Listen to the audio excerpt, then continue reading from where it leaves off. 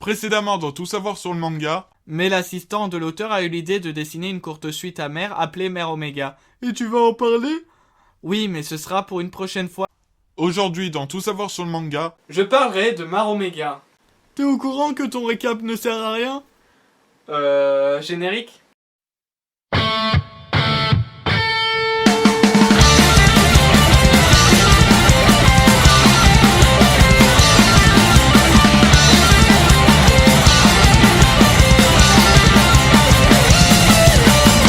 Salut à tous et bienvenue dans ce 27ème Tout savoir sur le manga. Et cette fois-ci au programme, je parlerai de Mare Omega. Cesse ce running gag. Mais qu'est-ce que Mare Omega? Mare Omega est un manga dessiné et scénarisé par Koichiro Oshino, un des assistants qui a travaillé avec Nobuyuki Anzai sur Merkena Waken Romance. Cette série de 4 tomes se déroule à 6 ans après les événements de Mare. Alors que le monde de Mare Haven est à nouveau menacé, Kai, voilà c'est mieux, un jeune garçon fan de Ginta retrouve Babo. C'est alors que de terribles combats les attendent. Ça va saigner. Commençons par les dessins. Graphiquement, on sent que ce n'est plus Nobuyuki Anzai au dessin et on se retrouve avec des dessins plus simplifiés, voire enfantins. Les créatures perdent de leur charme, tout comme certains personnages. Les proportions sont différentes. Le visage d'Alvis, par exemple, est quasiment métamorphosé et certains traits font brouillon. Le découpage des cases est moins géré aussi. De même, 4 tomes c'est court, j'ai l'impression qu'ils ont voulu nous mettre une histoire riche en péripéties, mais tout s'enchaîne vite, ce qui donne au scénario un aspect décousu. Et à même certains personnages qui ne sont pas du tout étoffés. Ce qui faisait le charme de Mère, c'est que chaque personnage était bien construit avec un chara-design original et un lourd passé. Chacun avait sa propre histoire et c'est dommage que l'on ne retrouve pas de ça dans sa suite, en plus de l'absence de la touche de drame. Les enjeux ici sont moins intéressants, on se doute bien que les personnages vont s'en sortir alors que dans Mare il arrivait qu'il y ait des combats qui soient perdus. La seule qualité du manga est que l'on retrouve des personnages de la première série et ceux qu'ils sont devenus. Et ça fait énormément de bien de connaître leur sort, certains faisant même des caméos.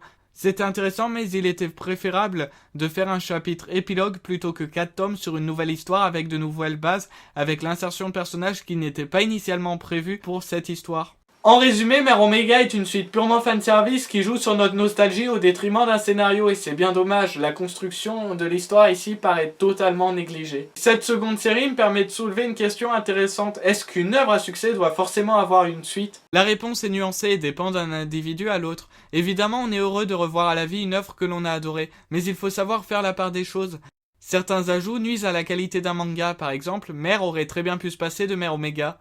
De même, les fillers de Naruto et les suites à rallonge sont loin d'être indispensables. Pourquoi faire une suite à quelque chose d'achevé pour le manga et de le rallonger de hors série pour l'anime, autre que l'argent? La fin de Naruto a visiblement été bâclée, sûrement suite à un ras-le-bol de l'auteur. En effet, les éditeurs ont, si je puis dire, les pleins pouvoirs sur une œuvre et peuvent décider de si elle continue ou non.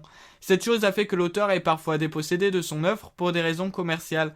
Par exemple, la suite de Naruto Gaiden sera dessinée et écrite par des personnes autres que l'auteur Masashi Kishimoto. Ce qui donne une impression de « tu veux plus te casser la tête à pondre une suite ?» Bah voilà un dessinateur et un auteur qui vont s'en charger à ta place. Et c'est bien dommage, ça détruit la cohérence de la licence Naruto vue par l'auteur et c'est triste de voir que même le cadavre de la licence se fait prendre dans tous les sens, entre suites, spin-off, etc. Au moins Kishimoto peut se reposer maintenant, c'est le positif que l'on peut tirer dans cette affaire.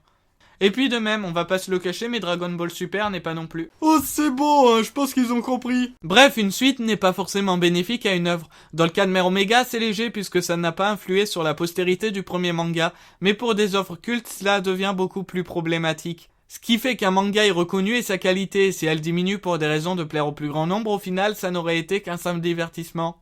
Et pas une pièce maîtresse, un must-read absolu et c'est bien dommage. Des œuvres comme Full Metal Alchemist et Death Note ont su s'arrêter au bon moment et sont réputées pour leur excellence. Ce que j'ai peur avec ces suites, c'est que ça nuise au manga original et à sa réputation, soulignant leur côté dit commercial. Par exemple avec toutes ces rallonges de Senseiya et Dragon Ball. Au moins le mérite qu'ont des spin-offs tels que ceux de Yu-Gi-Oh, c'est de changer d'univers et de personnages, et pas de souiller les mêmes personnages pendant plusieurs mois, voire plusieurs années. Je vous ai ainsi donné quelques pistes de réflexion, n'hésitez pas à réfléchir là-dessus, à mettre votre avis en commentaire. Quant à Mare Omega, je ne le recommande qu'à ceux qui ont savouré la lecture de Mare.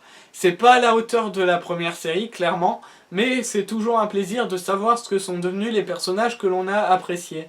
Je vous donne rendez-vous bientôt pour une nouvelle vidéo, donc d'ici là, portez-vous bien et si ce n'est pas déjà fait, abonnez-vous et partagez la vidéo, c'est important.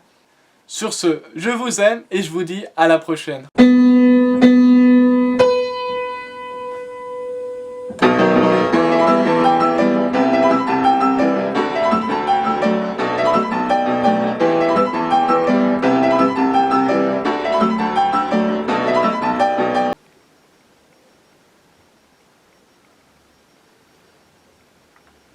Alors tu lances des pics à des mangas populaires.